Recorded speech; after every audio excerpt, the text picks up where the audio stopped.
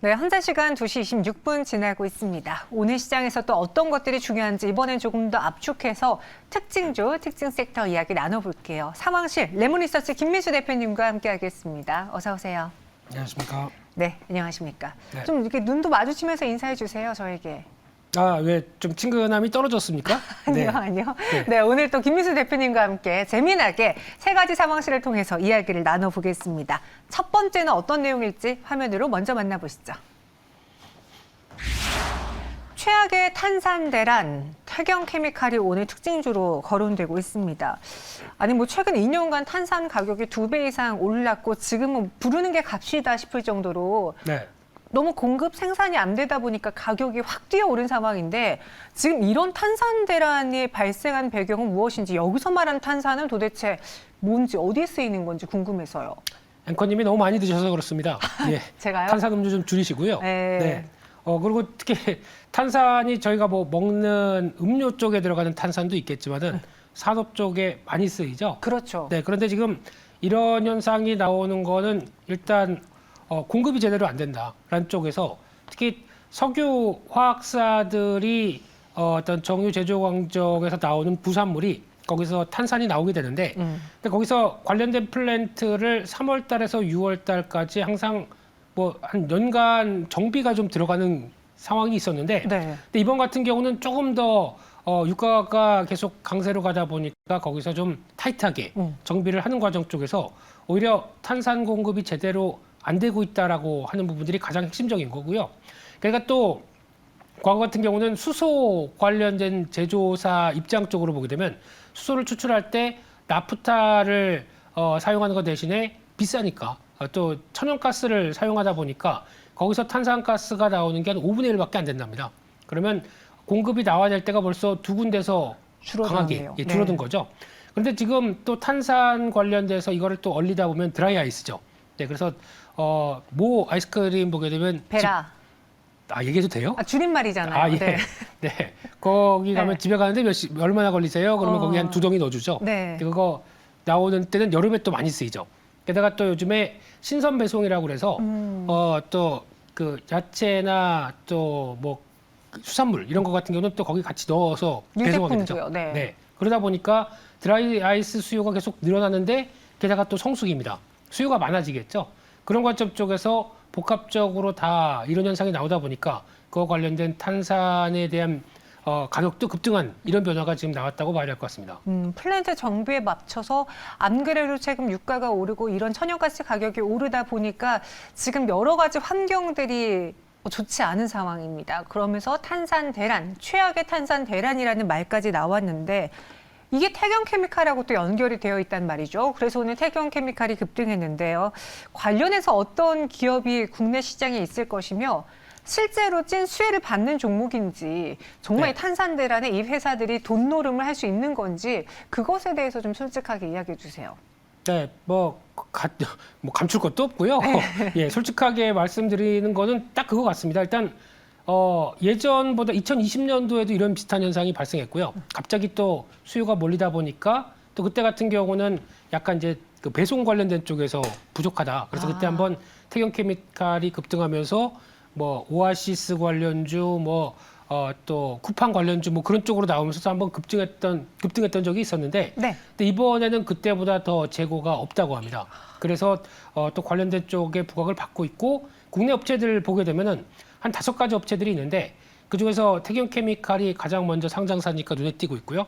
그 중에 또 풍국주정이 있는데 이 회사도 선도화학이라고 하는 회사를 자회사를 갖고 있는데 거기서 또 탄산을 제조하다 보니까 네. 관련주로 엮이는데 이쪽은 직접적이 아니다 보니까 주가가 좀 변동이 상당히 심하죠.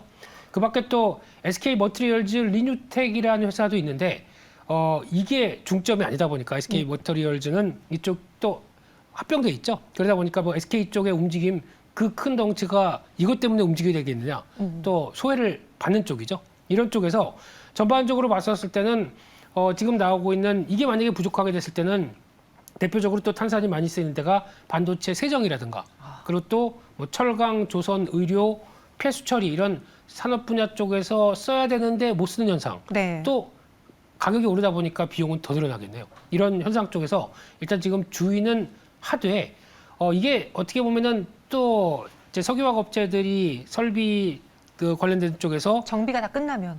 그렇죠. 네. 정비가 어느 정도 끝나고 나게 되면 또 다시 공급은 될 것 같습니다. 그리고 또 지금처럼 대란이다 어떻게 좀 빨리 좀 해주세요. 그러면은 정비를 또 기간을 줄이겠죠.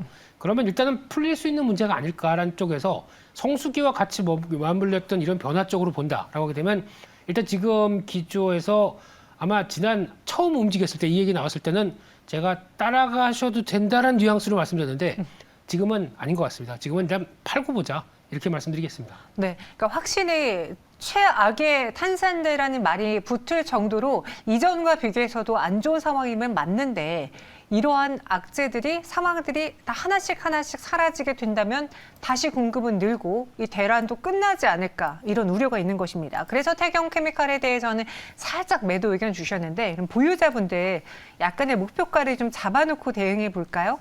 네, 지금 시총이 기준으로 보게 되면 2천억 정도 됩니다. 네. 오늘 상승까지 합치게 되면 2천억 정도 되는데 이 정도까지 가격 상승 부분과 함께 움직였다라고 하게 되면 혹시 뭐 2분기 때 실적 어떻게 나오는지 체크해 보시겠는데 중요한 거는 성수기입니다. 여름 때가 성수기다 보니까 그때 나온 실적만 가지고 와 이게 실적이 앞으로 완전히 턴하겠구나라고 보기는 조금 부담스럽죠. 게다가 지금 주가는 또 직전 고점대 부분까지도 올라와 있습니다. 이런 쪽에서 이 관련된 부분들에 대한 영향은 받을 텐데 그렇다고 하더라도 한 19,500원대 이상으로 들어가게 되면 일단 매도 챙겨보고 그다음에 다시 트레이딩 관점 쪽에서 밀렸을 때 보는 게 더 낫겠다라는 쪽에서 지금은 너무 쏠리는 매매하기에는 조금 가격이 부담스럽다라고 보고 있습니다. 네, 지금은 보유자분들의 영역에서 언제 매도할까를 노려보는 타이밍입니다. 이 성수기 효과까지 합쳐지면서 오늘의 주가 상승이 나타났기 때문에 조금은 매도 포지션을 준비할 때가 아닐까. 목표 주가는 19,500원으로 제시해 드렸습니다. 이어서 두 번째 상황실로 넘어가 보시죠. 전고점이 진짜 얼마 안 남았습니다. LNF 이야기인데 뭐 2차 전지주의 대장이었던 에코프로비엠이 참 말도 많고 탈도 많았지만 반등을 해냈고 LNF도 전고점 부근까지 왔습니다. 네. 이 둘의 그러니까 코스닥을 대표하는 이 두 종목의 반등 배경은 뭐니 해도 실적인가요? 그렇죠. 거기서 뭐니요. 네. 네. 뭐니. 네. 네. 그래서 LNF를 볼 때 그냥 쉽게 말씀드리면 좀 조정 나왔는데 시장이 좀 충격받았는데 뭐 살 거 없나? 그러면 그냥 가장 먼저 보셔야 될 대표적인 종목이라고 생각되고 있고요. 또 혹자는 쌍고가 나오고 밀린다라는 얘기도 하시는데 쌍고가가 아니라 또 밑에서는 다중바닥 만들고 또 올라오죠. 그렇기 때문에 위에만 보면은 또 한계는 있어 보이지만 밑에는 또 지지도 강력하다 이렇게 바라보고 있는데요. 일단 지금 최근에 동향을 보게 되면 테슬라가 또 모델 Y 가격 올린다고 하죠.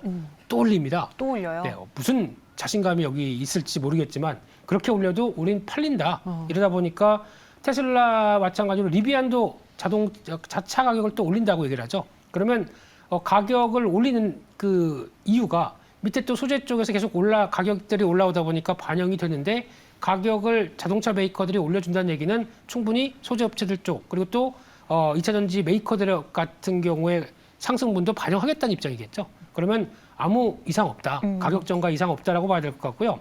게다가 또 Q가 커질 상황입니다. 현대차가 바이든 대통령 이제 방한하시게 되면 거기다가 이제 딱 하고 선물을 풀 예정이죠. 그러면은 거기서 또 70억 달러 미국에 투자하게 되면 여기서 지금 개연성은 아마 SK온 쪽으로 많이 또 얘기 나오지 않나. 근처에 또 공장 짓고 있죠. 그러면 거기 들어갈 수 있는 LNF의 또 양극재 같은 경우도 물론 LNF뿐만 아니라 미국에서 전기차 라인을 또 완성을 해서 거기서 또 커가는 시장에 대응을 한다. 그렇게 되면 훨씬 더 기대감이 높아지는 게 아닐까 생각되고 있고요. 기승전 실적이죠. 매출이 1분기에 5,500억대가 나오면서 283%. 네, 이제 성과가 나오는 시기죠. 이런 쪽과 영업이익이 530억.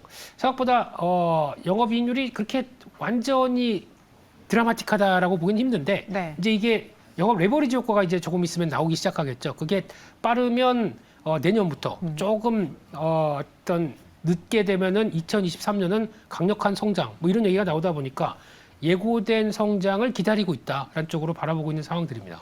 실적도 좋고 여기에다가 방안에 대한 기대도 있습니다. 뭐 우리가 이번 코스닥, 코스피 하락할 때 가장 걱정했던 게 성장주들이 버텨줄 수 있을까. 뭐 금리 인상 이야기도 있었고 나스닥이 최근에 많이 무너진 것도 전체적인 성장주에 대한 초심을 위축시켰는데 이 성장주랑 2차 전지를 제발 엮지 마라 하신 분들 계세요. 동의하시는지요? 네, 그럴 수밖에 없죠. 무조건 성장하다 보니까 퍼가 PR이 비싸서 이게 성장주 개념이다라는 건 아니고요. 네. 성장을 할 때 나오는 이제 스토리라는 부분들이 중요하겠죠. 그러니까 즉 막연하게 이렇게 성장할 거야라고 해서 실적이 안 따라오게 되면 가장 큰 그거는 성장주의 부담감인데 이런 2차 전지 쪽은 성장할 거야 하지만 그 성장한다고 보는 사이에 꾸준히 증설을 하고 있죠. 네. 그러면 증설 쪽에서 나오는 어떤 큐가 맞춰지기 시작한다라고 하게 되면 시장에 가장 큰 변화가 나올 수밖에 없겠죠. 이런 쪽을 보게 되면 어느 정도 예견된 미래다라고 바라봐야 될 수준이고요.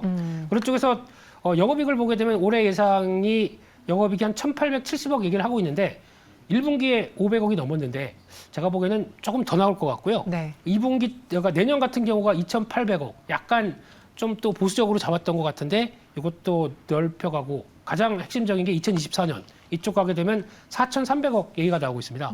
그렇게 되면은 이제 꾸준하게 늘어가면서 나오는 지금 시총이 8조 원대가 되다 보니까 어우 비싸. 뭐 영업이익 2천억도 안 되는데 뭐 이렇게 비싸. 네. 지금 기준으로 보게 되면 PR이 뭐 40배 이렇게 나오는 상황들이죠. 근데 이런 거에도 불구하고 성과가 나오기 시작한다라고 하게 되면 빠르게 어느 정도 어떤 밸류가 낮아질 수 있겠죠. 이런 부분들을 생각하게 되면은 아무래도 이 수요와 또 증설에 따른 효과가 Q가 폭발적으로 성장한다. P는 또 이제 여러 가지 반응 나오겠죠. 네. 이런 거 가지고 봐야 될 것 같습니다.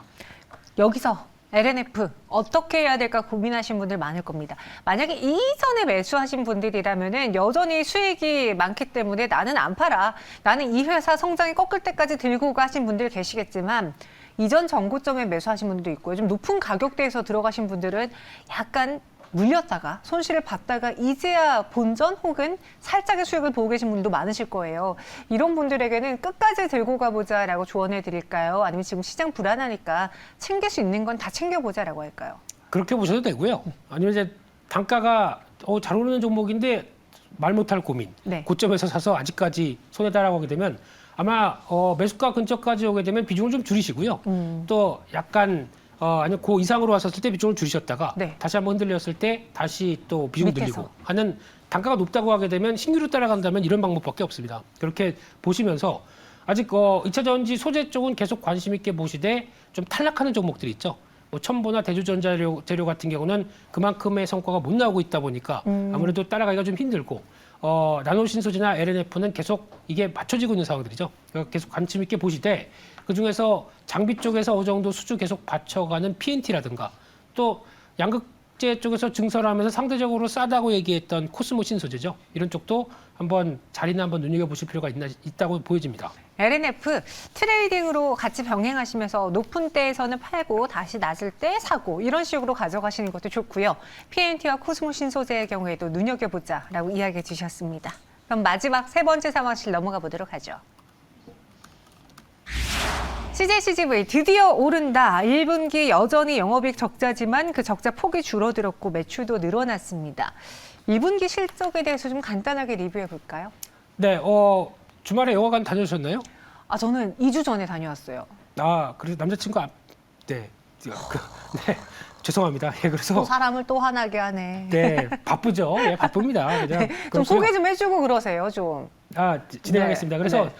실적 보다 보니까 매출은 좀 늘었죠. 한 29% 정도 늘었는데 영업 손실이 여전하지만 뭐 아직 이게 지금 1분기 나왔던 실적이 본격적인 리오프닝이 아니기 때문에 시장에서 큰 변화가 없고 오히려 2분기 때 리오프닝의 본격적인 효과. 특히 이제 영화관 가서 오징어 뜯을 수 있다. 좋죠. 뭐 치킨이 아니죠. 네, 그 팝콘 치킨도 먹을 수 먹을 수 있어요. 치킨도 먹습니까? 영화관에서 치킨도 먹어요, 요즘은요. 떡볶이도 먹고요. 영화관 근데 안 가봤구나? 제가 마지막으로 간 게 네, 네. 8월의 크리스마스 죄송합니다. 농담이고요. 그래서 이런 쪽으로 봤었을 때 아마 지금 CJCJV가 보여주는 게 중국 봉쇄 때문에 여전히 중국 쪽은 안 풀리겠죠. 근데 터키가 리오프닝이 되기 시작하면서 역대 최대 실적을 보였다고 합니다. 네. 그래서 좀 보완되는 부분들 또 뭐 베트남이나 진출했던 부분들 또 체크는 해봐야겠는데 본격적인 리오프닝은 5월 달부터 변화가 나오기 시작할 거고 거기다가 3분기 때는 흑자 전환 뭐 이런 얘기 나오다 보니까 기대는 있다고 봐야 될 것 같습니다. 여기 또 기대할 수 있는 게 범죄도시 2랑 마녀 2 이런 대작들이 몰려온다고 합니다. 저도 개인적으로 이 범죄도시 1이랑 마녀 1 다 봤던 영화거든요. 이런 CJ CGV의 대작 그리고 팝콘 효과까지 더불어서 앞으로 더 얼마나 나아질지가 기대가 돼요. 주가로도 충분히 매력적으로 보시는지 투자 의견까지 이야기해 주시죠. 네, 여기서 영화 배급사랑 또 영화관은 또 다르겠죠. 근데 지금 범죄도시 2는 글로벌 129개국인가 네. 수출했다고 합니다. 그 참 네, 마동석 파워인가 봐요. 동석이 형님이 큰일 하시네요. 네. 네. 그런 쪽에서 아마 이런 변화가 나오기 시작하게 되면 뭐 배급사도 약간 기대는 높겠지만 이제 중요한 거는 아마 한국 영화관 쪽에서는 한국 영화가 흥행할 때 오히려 티켓팅 파워가 약간 좀 연세 드신 분들도 오기 시작하면서 그게 좀 더 높다고 봐야 될 것 같고요. 오. 게다가 한국은 또 기승전 마블이죠. 예, 마블 영화 성공하게 되면 이번에 닥터 스트레인지 2도 상당히 성과가 내다 보니까 추가로 나올 수 있는 토르 폰가 또 나오기 시작하죠. 네. 그리고 또 올해 말에는 진짜 이건 저는 보러 갈 겁니다. 그 뭐죠? 뭐요? 네. 어벤져스? 아니요. 그 갑자기 생각이 안 나는데 예전에 파란 외계인이 아니라 파란 아바타. 아바타. 예. 네. 죄송합니다. 예.